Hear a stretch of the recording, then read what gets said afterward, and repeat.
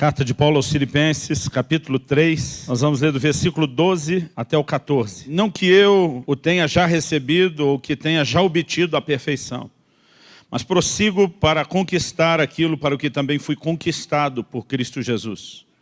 Irmãos, quanto a mim, não julgo havê-lo alcançado, mas uma coisa faço, esquecendo-me das coisas que para trás ficam e avançando para as que diante de mim estão, prossigo para o alvo, para o prêmio da soberana vocação de Deus em Cristo Jesus. Eu quero que você repita essa frase do início do versículo 14 comigo. Diga, prossigo para o alvo. Fala para algum vizinho aí perto de você, prossigo para o alvo. Essa palavra traduzida aqui, na versão que eu estou usando, atualizada de Almeida como prossigo, a palavra grega dioko, ela significa fazer correr ou fugir, afugentar, mas ela também significa correr prontamente, a fim de capturar uma pessoa ou coisa, correr atrás. Um dos significados que ela tem é também de perseguir. Eu queria usar essa ideia não só de quem prossegue ou que fala de continuidade, mas eu queria explorar essa ideia de correr atrás, de perseguir. O apóstolo Paulo, quando diz, eu prossigo para o alvo, ele está dizendo, eu corro atrás do alvo. Eu persigo o alvo. Eu acredito que o apóstolo Paulo não está apenas querendo tornar conhecido aos crentes da cidade de Filipos, os irmãos filipenses, ou apenas a mim e a você o que ele fazia. Embora a gente possa classificá-lo e a gente consegue ver esse perfil de Paulo na soma das suas epístolas, de tudo aquilo que a palavra de Deus trata sobre ele, desde o livro de Atos, eu creio que a gente pode botar um adjetivo nele e chamá-lo de um perseguidor de alvos. Mas eu acredito que a razão pela qual ele compartilha isso é para tentar nos inspirar, é para sinalizar que aquilo que para ele era um estilo de vida, na minha e na sua vida também deve ser um estilo de vida. A palavra que eu quero compartilhar hoje não é apenas para te ajudar nas resoluções do novo ano. Eu acredito que o que nós vamos compartilhar são princípios bíblicos e devem ser parte de um estilo de vida. O tema da minha mensagem, pensando em mim, em você, em cada um de nós, que vai seguir esse exemplo de Paulo, é perseguidores de alvos. Nós precisamos entender que não apenas a vida cristã, mas a vida como um todo, ela requer de nós essa capacidade de enxergar um alvo claro e definido, de estabelecer metas, de ser norteado por objetivos e por propósitos. Eu acho que foi o Farley que citou ontem uma frase que a autoria é atribuída a Sêneca, um filósofo grego antigo, e diz, nenhum vento sopra a favor de quem não sabe para onde ir. O que o apóstolo Paulo está sinalizando é princípio de vida cristã. Ele diz, eu prossigo para o alvo, eu persigo o alvo. E ele está dizendo que para alcançar o alvo, ele precisava se esquecer de algumas coisas, deixar algumas coisas para trás. Ele precisava aprender a estar livre, desembaraçado, a fim de percorrer e perseguir aquele destino desse alvo muito específico. E eu quero compartilhar com você, como eu disse, entendo que isso é princípio bíblico, né? Eu sei que quando nós estamos numa data muito propícia para ensinar esse tipo de verdade. Porque numa virada de ano como essa, a gente está olhando para trás, fazendo o balanço do que fez, do que não fez, do que deveria ter feito, daquilo que precisamos ainda fazer. E eu li alguns anos atrás, eu sempre brinco com isso, que ainda continua estando assim nas cabeças da lista de resoluções para o novo ano, não vou dizer de todo mundo, mas da grande maioria das pessoas, a tal da meta de emagrecer e sair do vermelho, né, na conta bancária. E não estou dizendo que isso não sejam coisas importantes e que não devam estar na sua lista. Mas ser norteado por meta é muito mais do que apenas uma simples resolução para o próximo ano. Eu acredito que nós precisamos entender a vida como parte de um projeto. Citei aqui uma frase de Sêneca, quero citar alguns desses pensamentos, não para de forma alguma tentar equiparar frases de pensadores como esse no nível do que a palavra de Deus diz. Eu e você somos orientados pela palavra de Deus, é nela que nós cremos, é por ela que nós nos movemos, mas além de tentar trazer algumas ilustrações e aplicações de declarações de outros, eu quero te mostrar que mesmo aqueles que não conheciam os princípios da palavra de Deus, que nós vamos compartilhar hoje, mas que foram reconhecidos como pensadores que ajudaram a humanidade. Parece ser um consenso, o entendimento que eles tinham de que nós precisamos perseguir alvos e perseguir metas. E a primeira coisa que eu quero começar explorando é que a razão pela qual eu estou usando no plural a frase perseguidores de alvos é que existem diferentes tipos de alvos. Quando o apóstolo Paulo diz eu prossigo para o alvo, ele faz referência ao prêmio da soberana vocação. Ele está falando do chamado de Deus para mim e para você, do chamado de Deus para as nossas vidas, para vivermos a vida cristã, para completarmos a carreira cristã e finalmente desfrutarmos da recompensa eterna. Em 1 de Pedro 1,9, o apóstolo diz assim, para que alcanceis o fim da vossa fé. Quando ele fala o fim, ele não está dizendo que a fé simplesmente terminou, mas ele diz para que alcanceis o objetivo final, o propósito final da vossa fé. Ele diz a salvação das vossas almas. A razão principal pela qual eu e você cremos em Deus e na obra do Senhor Jesus não é apenas para tentar melhorar nossa qualidade de vida aqui na terra. Nós temos um destino eterno. Eu não sei você, mas eu vivo em função de uma frase. É o dia que eu vou atravessar os portais da glória e ouvir da boca do Senhor Jesus a declaração, servo bom e fiel, entra no gozo do teu Senhor.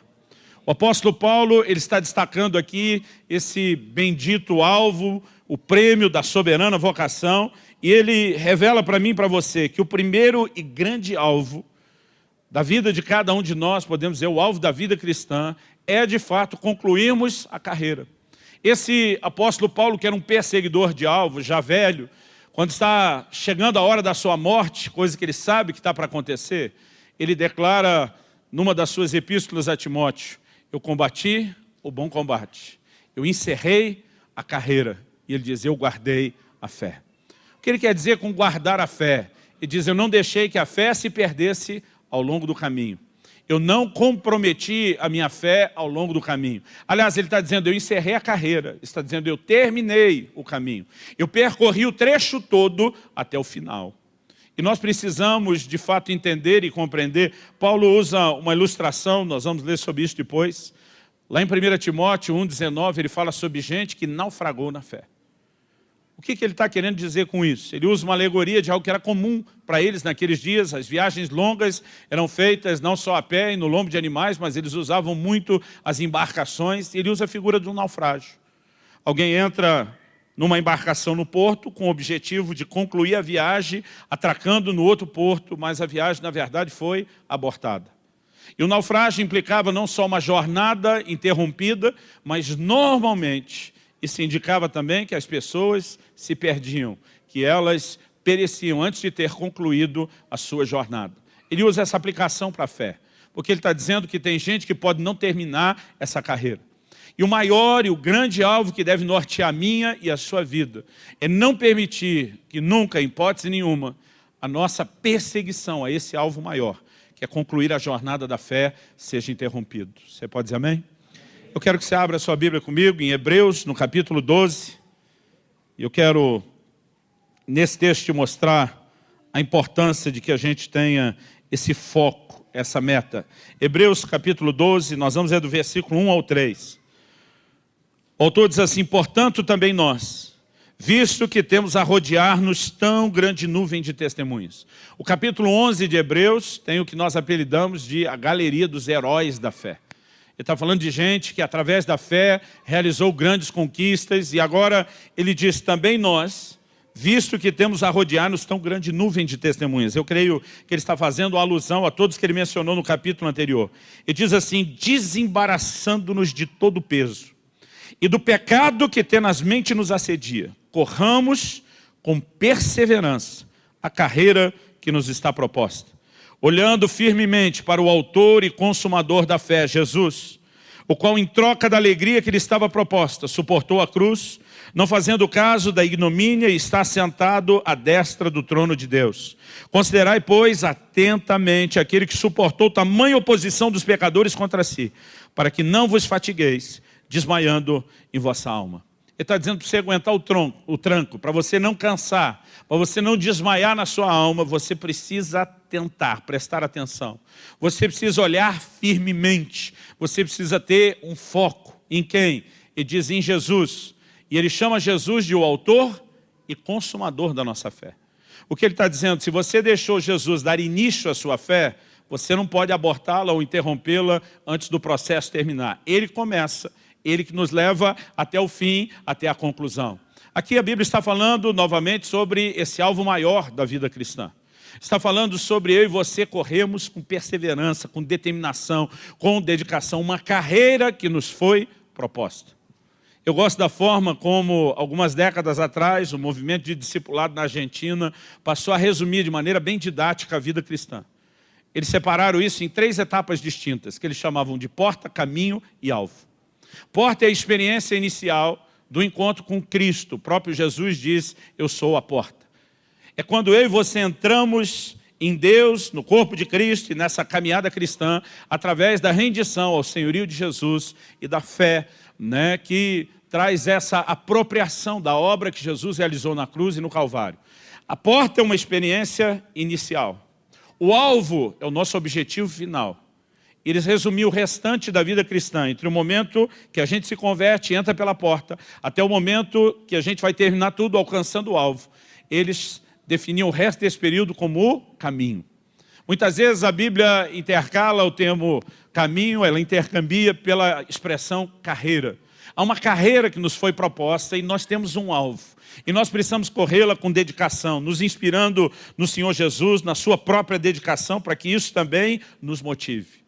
O alvo maior, e esse alvo é o mesmo para todo mundo, o alvo maior para cada um de nós, é de fato essa conclusão da vida cristã. Isso deveria ser a coisa principal a nos nortear. Agora, apesar de esse ser o mesmo alvo para todo mundo, existem coisas que podem ser alvos na vida de um e não necessariamente na vida de outro. Nós podemos destacar o fato de que Deus, embora tenha algumas coisas como esse alvo maior da vida cristã, que é completar a carreira e a caminhada da fé, e isso seja o mesmo para todo mundo, Deus tem planos personalizados para cada um de nós. Então nós podemos também destacar como alvos, na hora de alistar esses diferentes tipos de alvos, aquilo que a gente colocaria na categoria promessas pessoais. Tem coisas que Deus prometeu para mim, mas não necessariamente para você. Tem coisas que Deus prometeu para você, mas não necessariamente para mim ou outra pessoa que você conheça. E nós precisamos entender que quando Deus nos faz promessas no âmbito pessoal, a gente também deve entender isso como um alvo a ser perseguido, como um alvo a ser alcançado. O pastor Farley ontem trouxe uma palavra muito abençoada no culto da virada, e ele citou aqui um texto que eu quero ler. Ele leu o texto que eu quero ler novamente. Josué capítulo 14, a partir do versículo 10. Fala de Caleb. Caleb junto com Josué foram os 2 únicos de uma geração inteira que entraram na terra prometida. Deus fez uma promessa específica que está registrada em Números 14. E agora, 45 anos depois, nós temos essa conversa de Josué 14. Caleb está diante de Josué, o novo líder, e ele diz assim, eis agora, o Senhor me conservou em vida como prometeu. Você pode repetir essa frase, como prometeu? E diz assim, 45 anos há, desde que o Senhor falou essa palavra a Moisés, andando Israel ainda no deserto, e já agora sou de 85 anos. Estou forte ainda hoje, como no dia em que Moisés me enviou. Qual era a minha força naquele dia, tal ainda agora para o combate, tanto para sair a ele como para voltar. Agora, pois, dá-me esse monte de que o Senhor me falou naquele dia. Pois naquele dia eu vi que lá estavam os anaquins e grandes e fortes cidades. O Senhor, porventura, será comigo para os desapossar, como prometeu. 13. Josué o abençoou e deu a Caleb, filho de Jefoné, Hebrom em herança. Esse camarada chega no final da vida dele dizendo, eu tenho uma meta, eu tenho um alvo, eu tenho um objetivo, que foi uma promessa que Deus me fez de me honrar de uma forma especial, entrando na terra prometida. E diz, Deus me guardou em vida por conta da promessa dele. E Deus vai me dar uma bela porção de herança aqui dentro, porque eu tenho uma promessa. Aquela promessa era para Caleb, num certo sentido também para Josué, tem detalhes que diferenciam um do outro, mas não eram para todo mundo. E muitas vezes nós precisamos entender que de formas diversas Deus pode fazer promessas ao meu e ao seu coração. Ele pode falar com você por meio de um sonho, de uma visão. Ele pode usar uma voz profética. Ele pode falar diretamente ao seu coração. E quando Deus nos faz promessas, nós precisamos entender que, ainda que sejam de âmbito pessoal, elas se tornaram alvos que deveriam ser buscados, alvos que deveriam ser perseguidos. Além do alvo maior da vida cristã e das promessas pessoais, eu creio que nós podemos falar aqui de alvos ministeriais. Abra comigo sua Bíblia em Atos, no capítulo 26, no verso 19.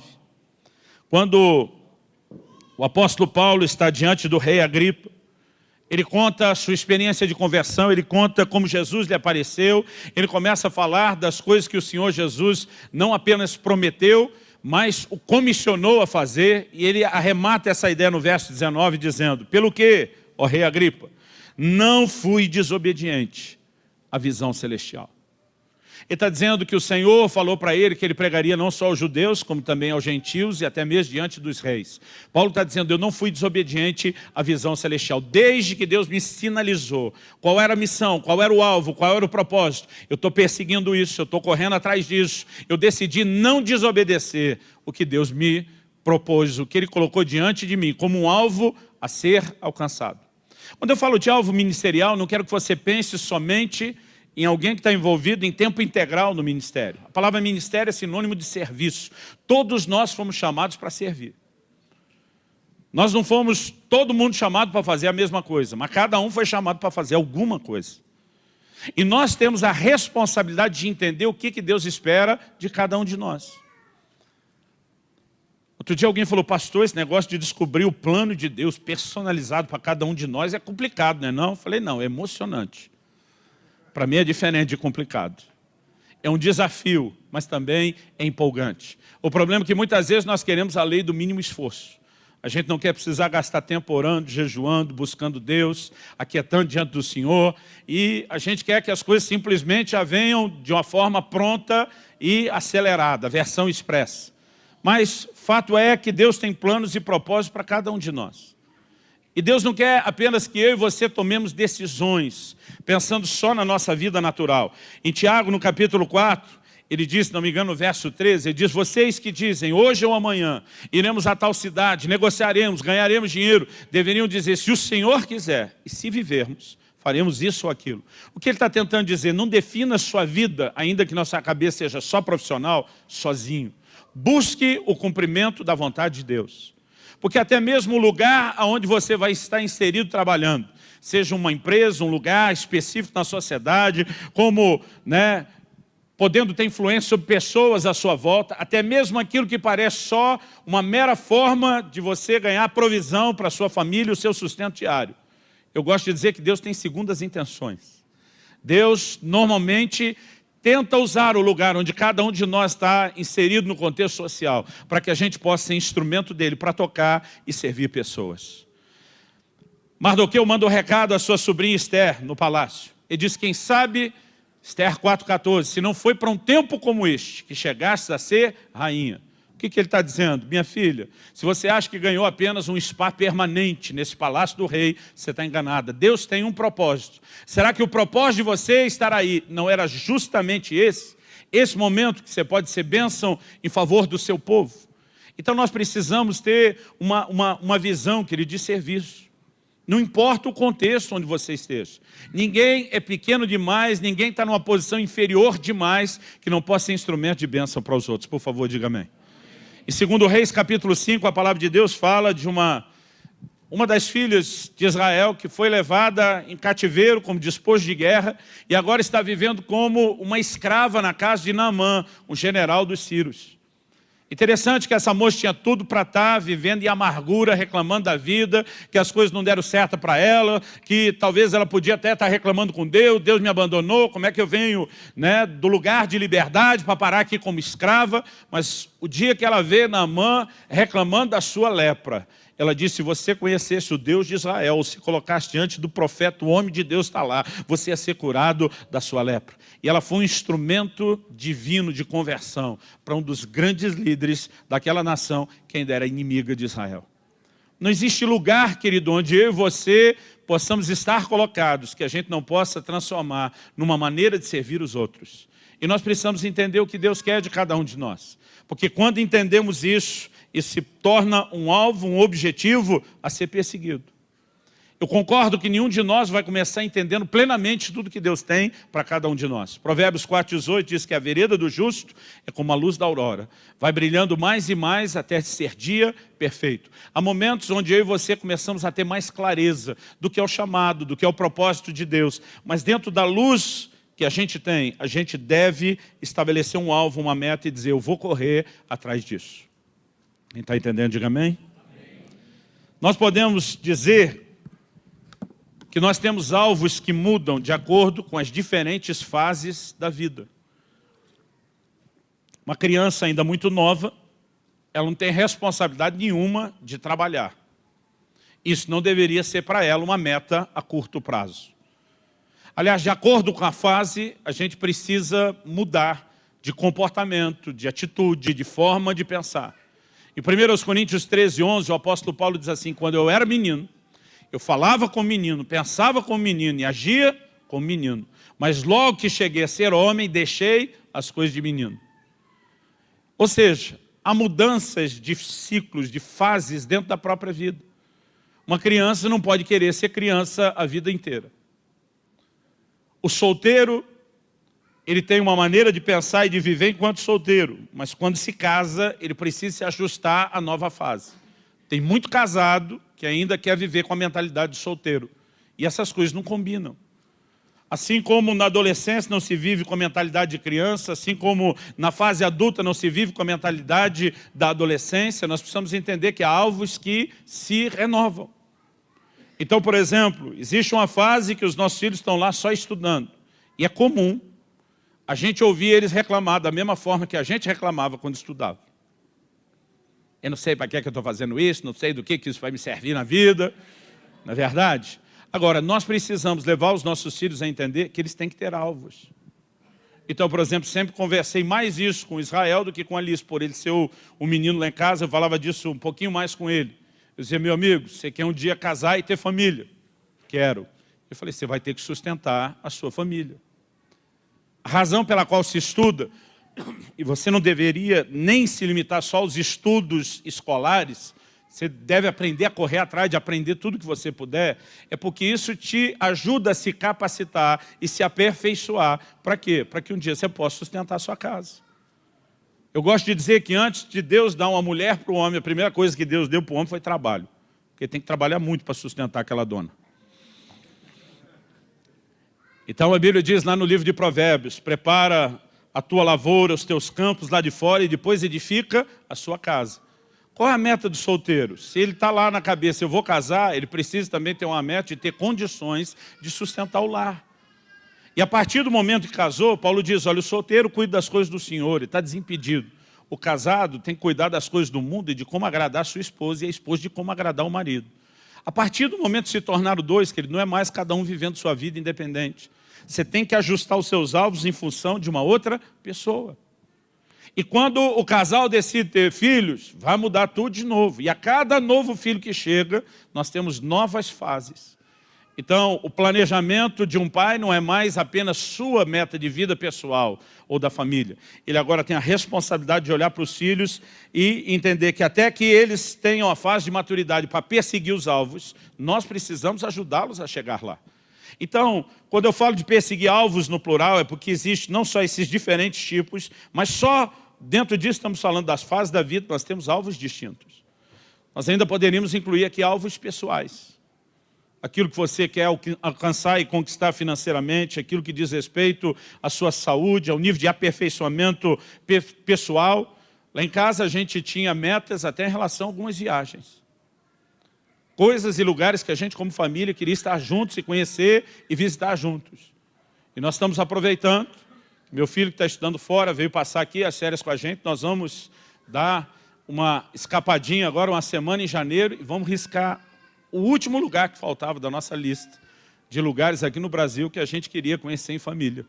Até porque daqui a pouco ele está com a própria família dele, era a nossa chance agora. A gente resolveu que isso para nós significa que todo mundo tem que ter meta para viajar? Não. Mas para nós, no âmbito pessoal, na nossa família, a gente queria algumas dessas coisas. Agora, o importante, querido, é que você consiga, desde o que é prioritário, né, o grande alvo da vida cristã, as promessas pessoais, os alvos ministeriais e mesmo as diferentes fases da vida e aquilo que é pessoal. O importante é que você entenda a necessidade de ter metas. Aristóteles disse, na realidade, viver como homem significa escolher um objetivo e dirigir-se para ele com toda a conduta. Repito, não estou citando os pensadores para colocá-los no patamar do que a Bíblia diz, mas para mostrar que até quem não conhecia a Bíblia entendia que a maneira correta de se viver a vida era com metas e com alvos. E nós precisamos entender esses alvos e correr atrás deles. Minha esposa, um dia desse, estava mostrando para os nossos filhos algumas das cartas, porque nós estamos há 21 anos casados, namoramos, entre namoro e noivado foi 1 ano e meio, e a gente começou o nosso relacionamento morando em estados diferentes. Então, boa parte da nossa comunicação, na época, era por cartas. Telefonema era um artigo de luxo para, de vez em quando, depois da meia-noite, quando o interurbano ficava mais barato. Quantos se lembram dessa época? Né? Não tinha essas facilidades de hoje. Então, muito das nossas conversas era por carta. E a Kelly mostrando para os nossos filhos ali, o Israel e a Alice, as cartas, e eles se divertindo. Divertindo de frases bregas que já não se usam hoje, né? Se divertindo da maneira como a gente tinha que lidar e namorar. E eu lembro que logo no início, quando aquele falou, vou mostrar para vocês nossas cartas, a Alissa, numa atitude meio que de bullying para cima da gente, né? Diz, carta? O que é carta? Como quem diz, minha geração não faz nem ideia do que é isso. O Israel entra no jogo dela e, para ironizar ainda mais, diz, olha, é como se alguém escrevesse um e-mail, Lissa, mas em vez de enviar, ele imprimisse. Pegasse o e-mail impresso, levasse em mãos para entregar para outra pessoa. Né? Basicamente, ele está dizendo que ridículo que era isso. E agora, no meio de toda essa diversão nossa, de relembra as coisas, e eles zombam um pouquinho da gente, a Kelly me diz depois, Luciana, eu fiquei impressionada enquanto estava lendo as cartas para eles.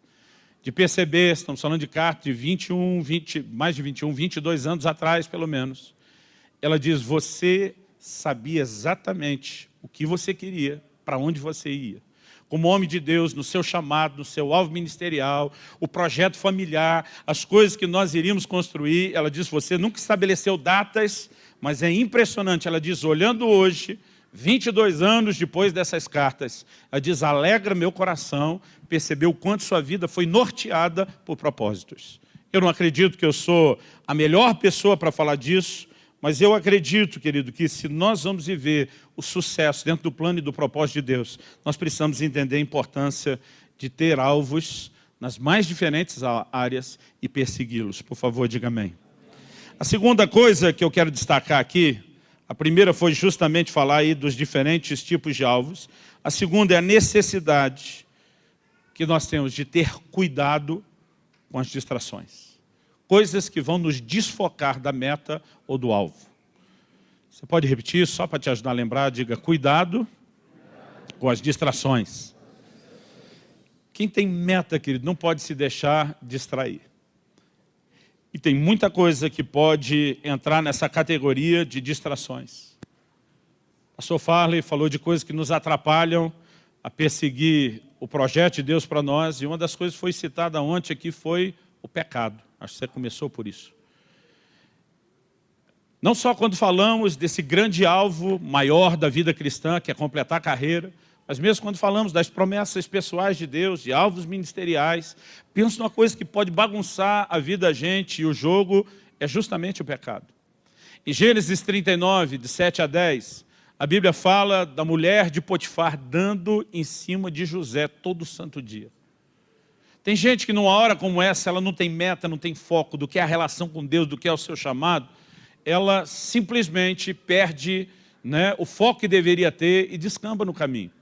Tem gente que ainda tenta se consolar usando argumentos. Fui injustiçado minha vida inteira, estou aqui como escravo sem merecer, tenho direito a ter um pouquinho de alegria ou de prazer. Mas a verdade é que José olha para aquela mulher e diz, como cometeria eu tamanha maldade contra Deus? Sabe o que ele está dizendo? Minha querida, antes de pensar no funcionamento das coisas naturais aqui na terra, eu estou focado e orientado por um alvo e um objetivo muito maior. Eu tenho um relacionamento com Deus que eu quero honrar. Eu tenho uma salvação diante de mim. Eu tenho promessas que Deus me fez. Eu tenho alvos que não são só pessoais, são ministeriais, envolve agradar a Deus. Eu não posso me colocar na rota de colisão com Deus. Quando a gente está focado com o alvo, a gente precisa ficar atento para evitar as distrações. E elas vêm de muitas formas. O pecado pode ser uma delas. Mas muitas vezes as adversidades, elas também se tornam uma distração. Em Neemias, eu gostaria que você abrisse esse texto. Neemias, no capítulo 4. Neemias é outro grande líder que tem uma capacidade enorme, né, de ser focado, orientado por propósito. Ele, na missão que teve de restaurar os muros de Jerusalém, ele conseguiu essa façanha em 52 dias, em menos de 2 meses. Ele mobiliza a nação para trabalhar, para reconstruir, e eles estão diante de uma ameaça, de um ataque iminente, de uma guerra, mas nem isso fez eles pararem a obra. Olha o que a Bíblia diz em Neemias 4,16. Daquele dia em diante, metade dos meus moços trabalhava na obra e a outra metade empunhava lanças, escudos, arcos e couraças. Os chefes estavam por detrás de toda a casa de Judá. Os carregadores que por si mesmos tomavam as cargas, cada um com uma das mãos fazia a obra e com a outra segurava a arma. Os edificadores, cada um trazia sua espada à cinta e assim edificavam. E o que tocava a trombeta, que era quem tinha a responsabilidade de convocar o exército, ele diz, estava junto de mim. Estamos na iminência de guerra, Neemias diz, e daí? A obra continua. Metade de nós trabalha, metade fica de guarda. Da metade que trabalha, metade fica ou com uma arma na mão ou com a arma na cinta. Nós vamos estar de prontidão, nós vamos resolver a encrenca que surgir, mas nós não vamos perder o foco daquilo que nós estamos fazendo. Tem muita gente, querido, que diante das primeiras adversidades, você percebe que já desanima. Não é o fato de que Deus fez uma promessa a você que significa que você não vai ter dificuldade para chegar lá. A Bíblia diz que a palavra do Senhor, no livro de Salmos, diz que a palavra que o Senhor deu a José, essa mesma palavra o provou. A mesma palavra que Deus dá, que sinaliza o plano e o propósito dele para nós, vai nos provar. Circunstâncias difíceis surgirão, mas a gente não pode se deixar distrair e a gente tem que resolutamente perseguir os nossos alvos. Por favor, diga amém. Em Neemias 6,3, nós temos uma segunda situação, onde os caras mudam o discurso, dizendo, olha, não vai ter guerra, nós não vamos atacar vocês, mas eles convidam Neemias, dizendo, nós temos que sentar para ter uma reunião, nem que seja para conversar pacificamente. No verso 3 de Neemias 6, a gente lê assim, enviei-lhes mensageiros a dizer, estou fazendo grande obra, de modo que não poderei descer, porque cessaria a obra, enquanto eu a deixasse e fosse ter convosco. A gente precisa entender, querido, que não só adversidades, mas muitas vezes a opinião, a proposta, o convite, às vezes até a pressão de outros pode nos tirar do nosso foco e do caminho correto. E nós precisamos ficar firmes e determinados a não nos permitir ser distraídos daquilo que Deus colocou diante de nós como meta. Tem gente que tem muita dificuldade de às vezes falar não para alguém. E muitas vezes ele se perde no que deveria ser uma meta a seguir, porque ele quer agradar todo mundo. Irmão, deixa eu te dizer algo. Se você de fato quer agradar a Deus, muitas vezes a opção de agradar todo mundo não está disponível. Em Gálatas 1,10, o apóstolo Paulo diz assim, se eu quisesse agradar a homens, não seria servo de Cristo. Porque nem sempre fazer aquilo que Deus pediu, irmão, significa agradar todo mundo. Mas nós precisamos ser orientados por propósito. Paulo não estava sendo desrespeitoso a ponto de dizer, estou me lixando com todo mundo. Não era isso. Mas ele está dizendo o seguinte, antes de querer agradar os outros, eu quero agradar e honrar Deus. O Deus colocou metas diante de mim. Quando chega a hora de Paulo ir para Jerusalém, e os profetas começam a dizer o que é que vai acontecer em Jerusalém, os irmãos começam a botar a maior pressão em cima de Paulo. Não vai não. Paulo está dizendo, olha, essa palavra profética do que vai acontecer comigo, não é Deus me mandando ir. É Deus me mostrando justamente qual será o preço da minha obediência. E diz, o Espírito Santo me assegura que de cidade em cidade o que me espera são cadeias, tribulações, perseguições. Paulo diz, eu tô pronto, vamos embora. Ele não está necessariamente sendo teimoso e não ouvindo os outros. Ele diz, Deus me assegurou que seria assim. Ele só está me lembrando o preço da minha obediência. E quer vocês gostem disso, quer não, estou indo, fui.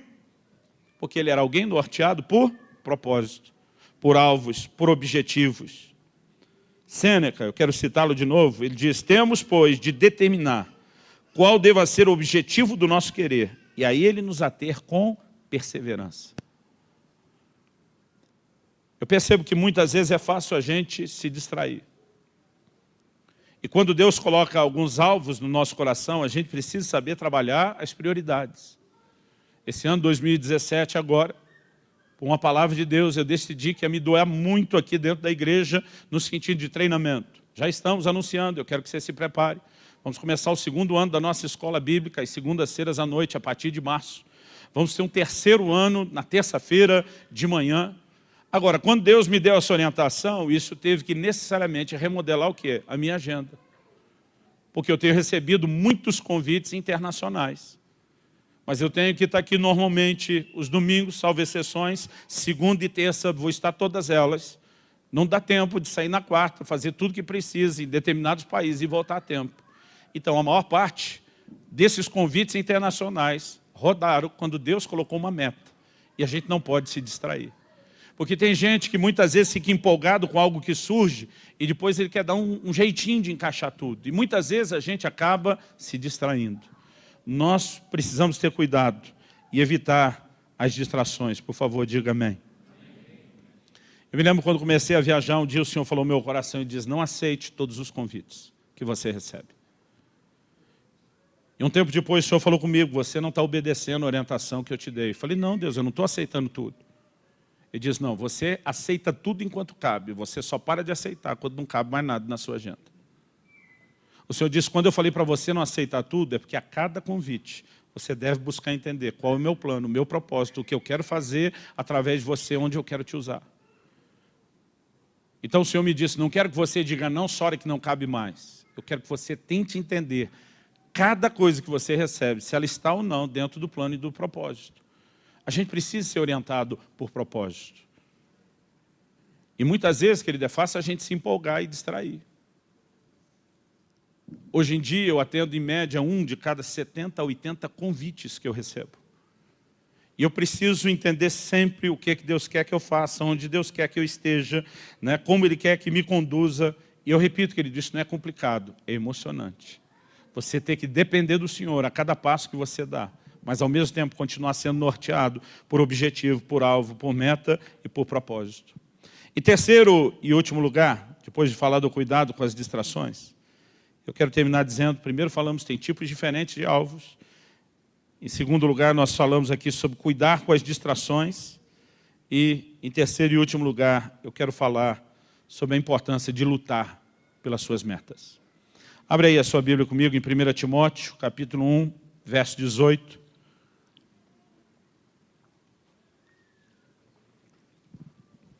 1 Timóteo, capítulo 1, verso 18.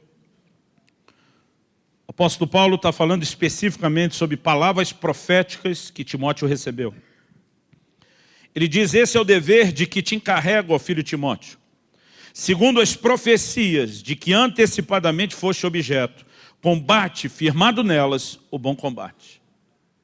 Ele está dizendo, de acordo com aquilo que Deus falou, que foi profetizado sobre você, firmado justamente no que foi dito, combate o bom combate. Em outras palavras, luta ou lute por isso.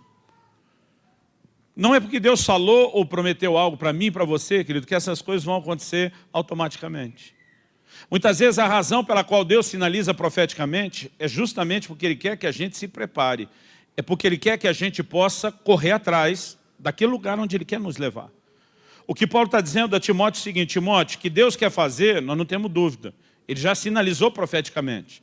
Mas agora você vai fazer a sua parte, porque não tem só a parte de Deus. Você vai ter que lutar para alcançar esse lugar. Eu tenho visto gente que mesmo diante de promessas de Deus nunca chegaram a lugar nenhum. Porque muitas vezes a gente olha para essas pessoas e elas não estão fazendo aquilo que deveriam fazer. Eu quando comecei a viajar intensamente, já para pregar, eu tinha 18 anos, foi antes dos 19. E eu lembro que eu me encontrei com uma certa pessoa num lugar que eu estava pregando. Eu falei, cara, que legal ver Deus te usando assim tão novo, tão menino. Ele era um pouco mais velho que eu. E ele falou assim, como que você olha essa questão do ministério? Você entende que o seu chamado é de fato maior do que a igreja local e é para servir o corpo? Eu falei, eu entendo isso com toda a clareza. E por causa disso nós começamos a conversar. E eu comecei a falar quanto tempo eu gastava estudando a Bíblia, quanto tempo, além de estudar a Bíblia, eu gastava lendo tudo que eu podia ler, né? de literatura cristã e qualquer coisa relacionada ao que fosse meu papel. E ele falou, por que você gasta tanto tempo nisso? Eu falei, olha, se Deus me chamou para ser um pregador, eu preciso me preparar para fazer esse negócio direito. Eu lembro que ele olhou para mim com uma cara assim de reprovação, já balançando a cabeça. E, cara, Deus também me prometeu que eu seria um grande e poderoso pregador usado por Ele na nação e nas nações. Mas quer saber? Se Deus prometeu, o problema não é meu, é dele. Eu falei, eu acho que não é bem assim. Não, se Deus falou, vai acontecer. Eu falei, daqui uns anos a gente conversa. A verdade é que tanto tempo depois, eu não vi aquele camarada ir a lugar nenhum. Pastor, faltava a ele o potencial? Não. Faltou a ele palavra profética? Não. Faltou o quê? Ele combater o bom combate, ele lutar para aquilo que Deus falou. O que é lutar, querido? Não é impor goela abaixo dos outros, mas é a gente procurar crescer naquela área do chamado. Então a pessoa cresce lá dizendo, eu tenho um chamado para ser missionário em determinado país. Eu digo, criatura, começa a aprender a língua. Começa a se aculturar. Se você vai para lá, você tem que se preparar para isso. Não, se Deus falou, eu vou chegar lá e vou falar a língua sozinho, da noite para o dia. Vai sim. A gente precisa entender que há uma parte que é nossa. Não é apenas crer, não é apenas orar, interceder, mas existem coisas que são muito práticas que eu e você precisamos e devemos fazer a fim de crescer para o cumprimento daquilo que Deus tem para nós. Abre no outro texto bíblico, em primeira carta de Paulo aos Coríntios, no capítulo 9. Primeira carta de Paulo aos Coríntios, capítulo 9, nós vamos ler do 24 ao 26.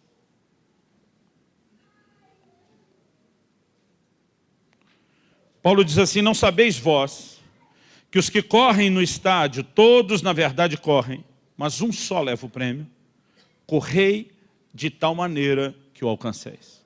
Ele pega um exemplo aqui dos esportes, que é algo que já havia se tornado muito forte no Império Grego e continuava tão forte quanto agora no Império Romano. Ele diz, vocês não sabem que os que correm no estádio, na verdade todo mundo corre, mas só um vai levar o prêmio. Ele diz, aquele um tem que se destacar dos demais. Aquele um vai ter que correr mais, vai ter que correr mais rápido do que os demais.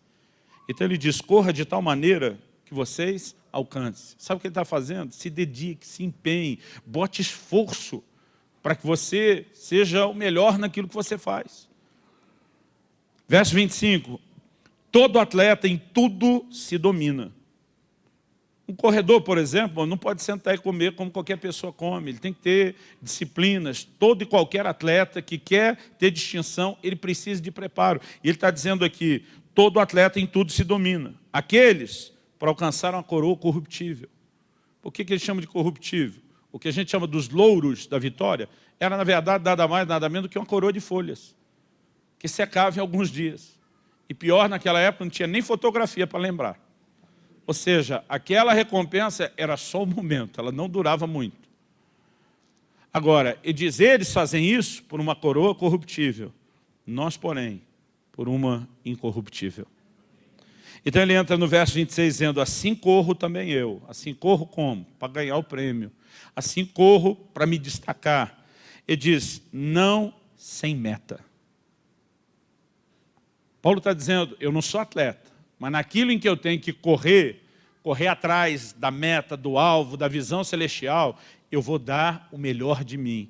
Eu vou fazer o meu melhor. Eu vou lutar para que eu realmente possa me destacar nisso. Assim corro eu, não sem meta. Ele diz assim, luto, agora ele mudou o tipo de esporte. Ele deixa de lado o corredor para falar agora do lutador. Ele diz, assim luto, não como desferindo golpes no ar. Um camarada que vai lutar com outro tem que desferir golpe onde? No seu oponente. Não adianta bater no ar. Porque o propósito da luta que não é quanto o golpe você deu, é quanto você acertou. E alguns, na caminhada cristã mesmo, na caminhada de vida, estão só batendo no ar. Até diz, não, estou me esforçando para ver se eu acerto alguma coisa. Paulo está dizendo, você tem que ter uma meta. Não é o ar, você tem que ter um alvo, é o seu oponente. Assim como você corre para chegar em primeiro lugar, você luta para acertar. E Paulo está não apenas dizendo que existe meta, mas ele fala de uma dedicação para poder viver o cumprimento daquilo que Deus tem para cada um de nós. Eu quero citar a você uma frase que eu particularmente gosto dela, autoria atribuída a Gerhard Boehme, e diz: quando você tem uma meta, o que era um obstáculo passa a ser uma etapa de um dos planos. Sabe, querido, nós precisamos ter essa perseverança que um Caleb teve. Faz 45 anos que Deus prometeu e eu não vou desistir. Eu estou aqui firme e forte como antes. Agora, sabe o que é interessante? Ele não chega para Josué e diz: ó, você viu que Deus prometeu que ia entrar na terra. Então limpa aí um bom pedaço de terra e me dê logo de uma vez. Sabe o que ele diz para Josué? Só me abençoa com qual herança? Quem vai tomar o território sou eu. Quem vai expulsar o gigante sou eu. Mas Deus te fez uma promessa, e justamente por causa da promessa, eu sei que eu vou vencê-los, eu sei que eu vou conseguir. Mas está dizendo, eu lutei até hoje em paciência e perseverança, e agora eu vou lutar no braço com os caras, porque Deus será comigo. As pessoas têm alcançado, querido, as suas metas, elas são gente que se dedicou, gente que não desistiu, gente que lutou, gente que brigou por isso. E eu quero te encorajar, em nome de Jesus, a não apenas buscar as resoluções do novo ano, mas muito mais do que isso, que você tenha metas, além da meta maior da vida cristã, que você tenha metas que norteiem a sua vida, que você tenha propósitos e objetivos claros para você, para a sua casa, para a sua família, que você possa, ao mesmo tempo em que luta por aquilo que a gente pode chamar aí de alvos pessoais, que você entenda também os celestiais. Agora, diante de tudo isso que a gente falou hoje, eu acho que a gente sempre tem que ter uma conclusão mais específica e mais precisa. A pergunta é, o que é que você vai fazer com tudo isso que você ouviu? Em Atos, no capítulo 2, Pedro mal consegue terminar o sermão dele no dia de Pentecostes. E os irmãos o interrompem perguntando: que faremos, pois, varões e irmãos? Basicamente, eles estão querendo dizer, tá, de tudo isso que você falou, agora, o que é que a gente faz com isso? Pedro diz: arrependei-vos, cada um de vós seja batizado em nome do Senhor Jesus Cristo, e vão receber a remissão dos pecados, e também o dom do Espírito Santo. Pedro dá um caminho, dá os passos que eles têm que tomar, aponta quais são as consequências. O problema é que muitas vezes a gente ouve uma palavra e pensa, que bênção, mas a gente não sai programando de forma prática o que é que nós vamos fazer com isso. Então, eu quero tentar te ajudar a colocar isso em prática. Diante da pergunta, o que fazer com o que eu ouvi hoje? Eu começaria te dizendo, primeiro, começa escrevendo. Não importa se você vai usar o papel, formato eletrônico, mas tenta escrever aquilo que você já sabe ser meta. Então, perseguir o grande alvo da vida cristã é para todo mundo. A gente tem que saber levar Deus e a caminhada cristã a sério. Mas talvez as suas promessas pessoais sejam muito diferentes até de outras pessoas que você conhece. Talvez aquilo que você entenda como um alvo ministerial também seja diferente de outros. E é importante você entender o que é que Deus quer para você. O apóstolo Paulo escreve, e ele fala de Pedro aos Gálatas, dizendo, o Deus que operou eficazmente em Pedro o apostolado da circuncisão, operou em mim o da incircuncisão. Parecia duas coisas diferentes, mas ele diz, Deus operou em cada uma coisa distinta, porque o plano de Deus não é igual para todo mundo. Então comece escrevendo o que você já sabe. Segundo lugar, você deve seguir orando por alvos que você ainda não conhece. Pastor, eu sei que Deus quer que eu sirva as pessoas, eu sei até que área. Eu só não sei onde nem quando. E tem coisas que a gente tem que buscar de Deus, orientação e direção. Então comece escrevendo o que você já sabe, siga orando por aquilo que você não sabe. Agora, tente manter, querido, esses alvos visíveis. A menos que você já tenha desenvolvido uma profunda capacidade de interiorizar e memorizar algo, é bom que você torne isso visível. Então você pode colocar não só os alvos, são as resoluções do novo ano, mas sua meta de vida. Dizendo, eu sou dirigido, eu sou orientado por isso. E essas coisas precisam estar sempre sendo lembradas, para que você aplique fé, para que você ore, para que você o tempo todo refaça o balanço, estou no trilho certo ou estou no lugar errado. Quando a gente consegue escrever, manter visível, continuar orando para crescer nisso, já é um excelente começo. Mas algo que não dá para você sair daqui sem ter isso claro no seu coração. Seja persistente, seja perseverante, seja teimoso, insistente, não desanime, não desista. Por favor, diga amém. Thomas Edison disse, nossa maior fraqueza está em desistir. O caminho mais certo de vencer é tentar mais uma vez. Nós vamos enfrentar adversidades? Sim. Vamos ter que lidar aí com a espera e o teste do tempo? Sim. Mas o que a gente não pode é desistir. A Bíblia diz que não é só pela fé que se herdam as promessas, mas é por meio da fé e perseverança. Então, a gente tem que correr atrás, a gente tem que lutar por isso. Talvez como Caleb, dizendo, não importa se foram 45 anos, eu vou experimentar aquilo que Deus falou. Eu vou viver aquilo que Deus prometeu. Ele fez a promessa e eu vou fazer a minha parte de correr atrás. Mas quando a gente consegue, de fato, entrar nesse lugar de lutar por isso, a probabilidade de entrarmos na plenitude do que Deus sonhou, ela acaba se tornando muito maior.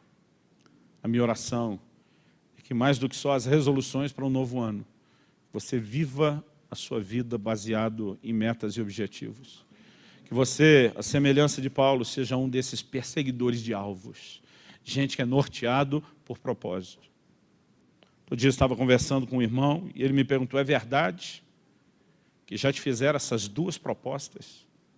Para você largar tudo que você faz e trabalhar com esses ministérios e essas igrejas?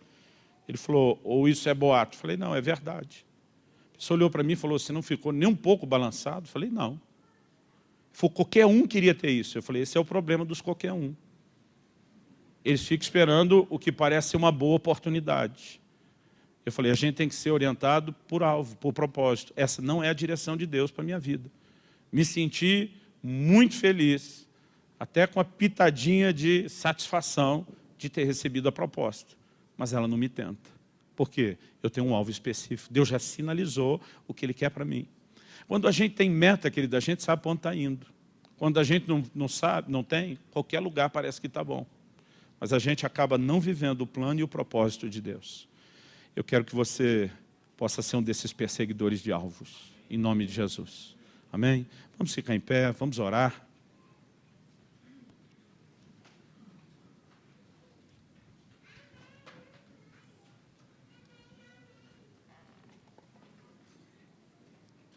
Eu quero que você coloque sua vida diante de Deus, que você possa, numa atitude de entrega essa noite, dizer, Senhor, eu quero viver teu plano e o teu propósito para a minha vida. Eu quero entender o plano e o propósito do Senhor para a minha vida. Eu quero me comprometer diante do Senhor a não só saber que eu tenho que correr atrás de um alvo, mas entender do Senhor quais são os alvos para a minha vida, para a minha própria caminhada. Porque quando a gente tem a clareza do que vai fazer, querido, a gente não precisa ficar atirando para todo lado. A gente começa a fazer isso movido numa direção muito clara, muito específica. Então se coloca diante do Senhor. Talvez seja a hora de dizer, Senhor, eu confio ao Senhor a minha vida, eu quero viver a plenitude do teu propósito, eu quero viver o cumprimento do teu plano, eu quero viver a tua vontade, eu quero estar no lugar certo, na hora certa, fazendo a coisa certa, eu quero naquilo que eu entendo correr atrás, naquilo que eu ainda não entendo continuar dependendo do Senhor. Eu quero que você possa colocar diante de Deus sua vida, não apenas o novo ano que se inicia, mas sua vida como um todo. Espírito Santo, nós clamamos a tua ajuda e a tua graça, em primeiro lugar, para entender, absorver e decidir praticar a tua palavra. Em segundo lugar, Senhor, nós queremos suplicar tua direção. Queremos entrar nesse lugar de dependência do Senhor, de entrega e rendição por meio da oração. Queremos entender aquilo que é o teu plano e o teu propósito para nós. E queremos poder perseguir isso e ao final dizer como Paulo, eu não fui desobediente à visão celestial. E dizer como ele também disse, combati o bom combate, encerrei a carreira e guardei a minha fé. Nós queremos ser desses perseguidores de alvos que conseguem esquecer o que fica para trás.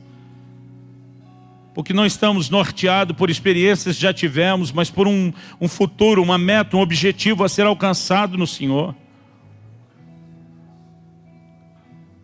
Espírito Santo, nós oramos que se torne cada vez mais claro e que a gente possa ter de forma cada vez mais específica a Tua ajuda, o Teu socorro e a Tua liderança nessa área das nossas vidas. Eu oro em favor de cada um dos meus irmãos e irmãs neste lugar. Aqueles que nos assistem, nos acompanham à distância, via internet. Espírito Santo, traz clareza de propósito para tudo aquilo que vamos fazer. Nós queremos Te honrar, nós queremos Te obedecer.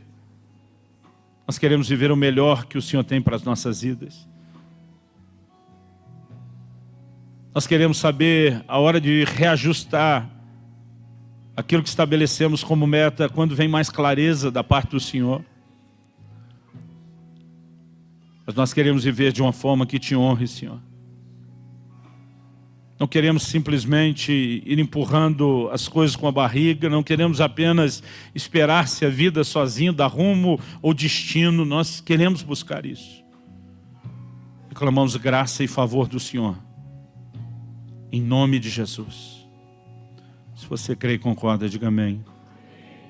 Se você recebe essa palavra, diga eu recebo, em nome de Jesus. Sabe, querido, alguns têm o que minha mulher chama de alma artística.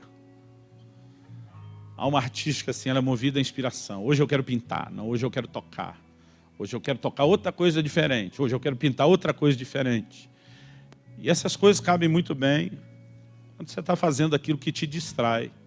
Quando você escolher algum entretenimento. Mas elas não cabem para que você escolha viver a vida dessa forma. Hoje estou com vontade de morar em tal cidade. Amanhã, se eu tiver vontade de morar em outro lugar, eu mudo. Porque alguns, na verdade, vão, de acordo com o momento, tentando tomar decisões, em vez de construir algo que é bem maior. É tão importante isso que nós estamos falando. A minha oração é que isso de fato possa entrar profundamente no seu coração. Em nome de Jesus, para que você possa viver o melhor que Deus tem para você em cada área da sua vida. Quando você tem meta, querido, boas propostas não te seduzem, não te distraem. Quando você tem meta, as adversidades também não te param, também não te seguram. Agora, quando você não tem, qualquer coisa está bom, em qualquer lugar que chegar, também está bom. Mas em nome de Jesus, nós vamos entender o plano e o propósito de Deus, nós vamos buscar isso. Como indivíduos, para as nossas famílias e para toda a igreja, em nome de Jesus. Amém?